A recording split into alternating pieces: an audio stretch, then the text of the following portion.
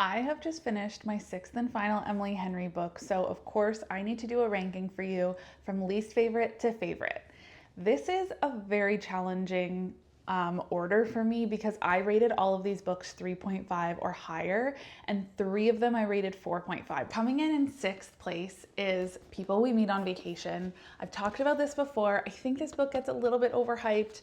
I found it a little bit slow for what it was, but it wasn't bad. Again, I rated it a 3.5, not terrible, just not my favorite of her books. In fifth place, I have Happy Place. Not a bad book. I rated it 3.5. I just didn't connect with the characters as much. I think because they're younger, and the story just didn't stick with me as much as the other ones did.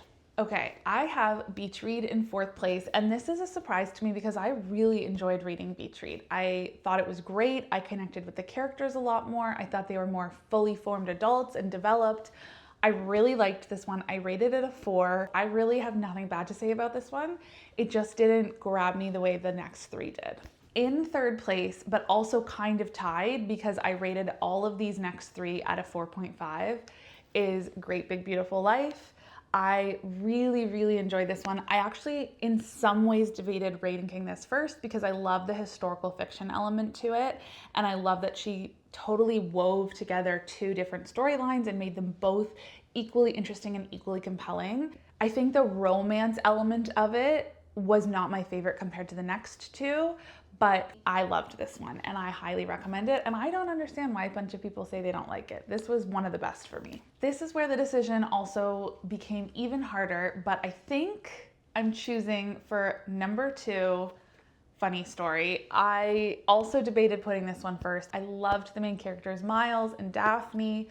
I loved their kind of self-discovery journeys and just their honesty in relationships about past baggage and trauma. I loved this one. I have nothing bad to say. It's such a good story, and definitely read it. And that means in the top spot for me is Book Lovers.